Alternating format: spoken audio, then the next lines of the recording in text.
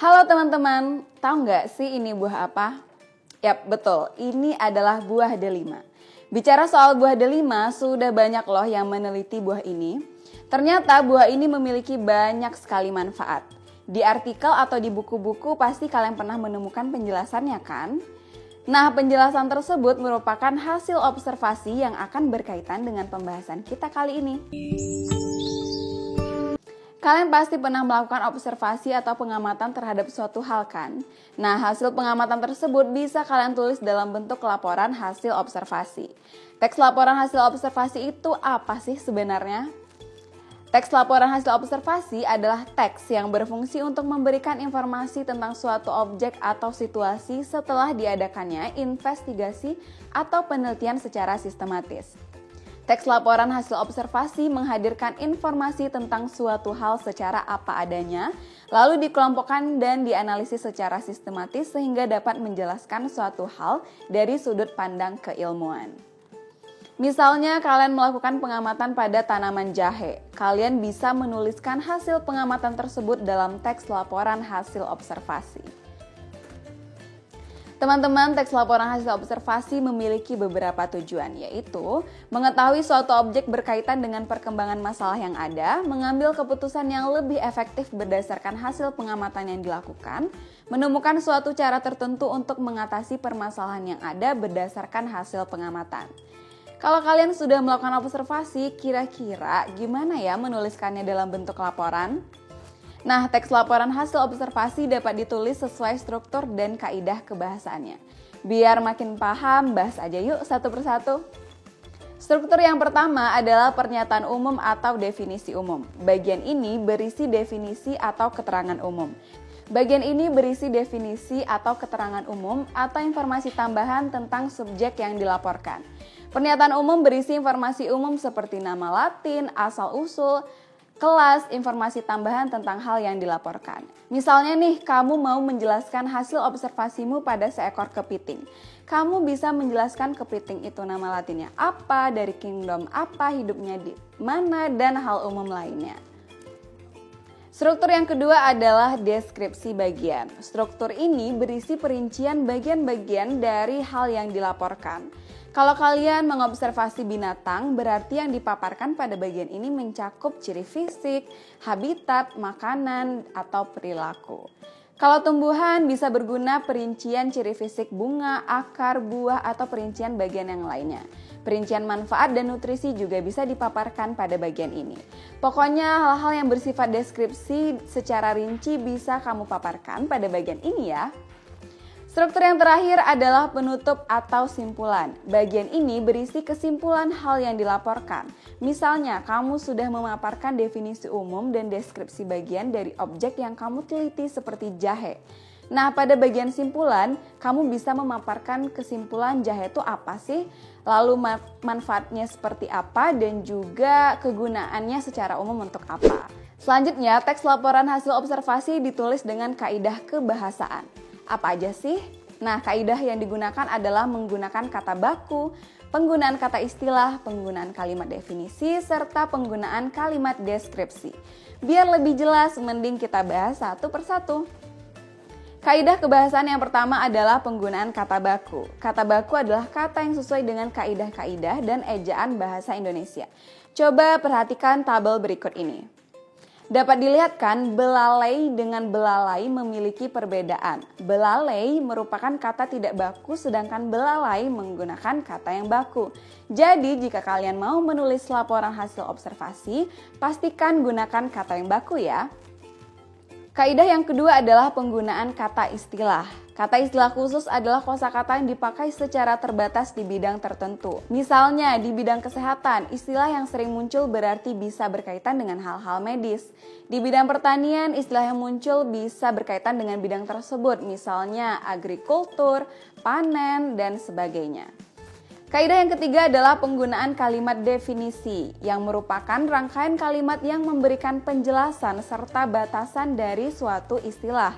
Kalimat definisi ditandai dengan adanya kata adalah atau merupakan. Misalnya kalian akan mendeskripsikan jahe. Kalimat yang bisa dipakai contohnya, jahe merupakan salah satu tanaman herbal yang bermanfaat. Selanjutnya adalah penggunaan kalimat deskripsi. Kalimat deskripsi adalah sebuah kalimat yang di dalamnya berisi penggambaran atau penjelasan mengenai suatu objek, baik dari segi psikis maupun fisiknya yang dijelaskan secara rinci. Gimana nih? Sekarang kalian pasti udah paham kan struktur dan kaidah kebahasaan yang digunakan dalam teks laporan hasil observasi? Perlu kalian tahu, teks laporan hasil observasi ini mudah sekali ditemukan di berbagai artikel atau buku pengetahuan seperti ensiklopedia loh. Selain itu, kamu juga bisa menemukan hasil observasi yang sudah dibuat menjadi bentuk video seperti video berikut ini. Gajah dikategorikan menjadi 3 spesies. Gajah Asia, gajah semak Afrika, dan gajah hutan Afrika. Perbedaan spesies ini terletak pada ukuran dan telinganya. Gajah Asia memiliki tubuh yang relatif berukuran lebih kecil dari gajah Afrika. Dan pada telinganya, gajah Asia juga lebih kecil dan menonjol. Gajah lebih suka tinggal di habitat yang dekat dengan semua jenis perairan. Gajah Asia kebanyakan ditemukan di hutan tropis India, Nepal, dan Asia Tenggara. Sedangkan gajah Afrika kebanyakan ditemukan di hutan tropis Afrika bagian barat dan tengah. Gimana videonya? Nah, dari contoh tadi, kalian bisa mendapat informasi hasil observasi sebuah objek kan? Setelah mendapat informasi, kalian bisa merangkumnya menjadi tulisan yang lebih ringkas supaya lebih mudah dipahami. Selain itu, kalian juga bisa menulis sendiri laporan hasil observasi melalui langkah berikut. Pertama, menentukan topik yang akan ditulis. Kedua, menentukan informasi yang diperlukan. Ketiga, menata informasi yang diperoleh. Keempat, menyusun kerangka laporan. Dan yang terakhir, menyusun teks laporan hasil observasi sesuai struktur dan kaidah kebahasaannya. Untuk menambah pemahaman kalian tentang teks laporan hasil observasi, mari coba kerjakan soal berikut ini ya. Tanaman ciplukan. Ciplukan atau dalam bahasa Latin Physalis angulata adalah tanaman semak rendah yang memiliki banyak manfaat untuk kesehatan. Tanaman ini biasanya dianggap sebagai tumbuhan liar karena banyak tumbuh di kebun, tegalan, tepi jalan, semak, atau hutan. Buah ini juga dikenal sebagai sebutan moral berry di Inggris, ceplukan di Jawa, cecendet di Sunda, keceplokan di Bali, dan leletokan di Minahasa. Tanaman ciplukan memiliki struktur pohon yang lengkap, terdiri atas akar, batang, daun, dan buah. Akar ciplukan berupa akar tunggang yang kemudian akan tumbuh akar cabang menjadi akar serabut. Daun ciplukan merupakan daun tunggal bertangkai dan berbentuk bulat oval atau bulat memanjang dengan ujung meruncing. Batang tanaman ini bisa mencapai 1 meter dengan bentuk bulat beralur dan berwarna kecoklatan. Buah ciplukan berbentuk seperti telur yang terbungkus dalam kelopak menggelembung. Ciplukan dipercaya dapat menyembuhkan berbagai penyakit. Seluruh bagian ciplukan dapat mengobati darah tinggi, kolesterol, dan rematik. Akar tanaman ini berkhasiat untuk mengobati penyakit diabetes mellitus. Buahnya berkhasiat mengobati penyakit paru-paru, sakit tenggorokan, dan juga stroke. Sedangkan daun ciplukan dapat mengobati tumor dan kanker. Tanaman ciplukan memiliki nilai jual yang tinggi. Ia hadir di toko-toko buah besar, pasar swalayan, dan dijual online. Satu kemasan isi 100 gram dihargai Rp30.000. Harga jual per kilogramnya berkisar Rp250 sampai Rp500.000. Sungguh luar biasa. Pilihan ganda nomor 1. Objek observasi pada teks di atas adalah A. Tanaman semak rendah, B. Semak rendah, C. Batang ciplukan, D. Tanaman ciplukan. Nomor 2. Struktur pernyataan umum terdapat pada paragraf A1, B2, C1 dan 2, D3.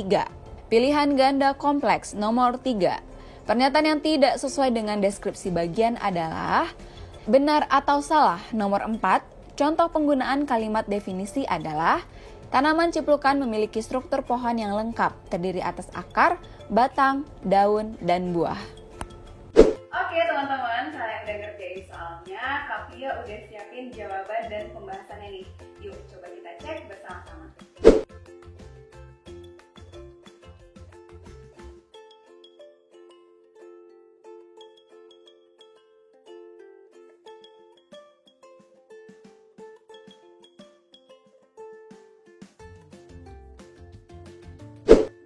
Gimana, asik kan belajar teks laporan hasil observasi? Untuk menutup topik ini, Kak Pia punya pantun loh buat kalian. Pergi ke pasar membeli roti, tak lupa mampir ke rumah Desi. Telitilah dalam mengamati, lalu tulis menjadi laporan hasil observasi. Sampai jumpa di video berikutnya.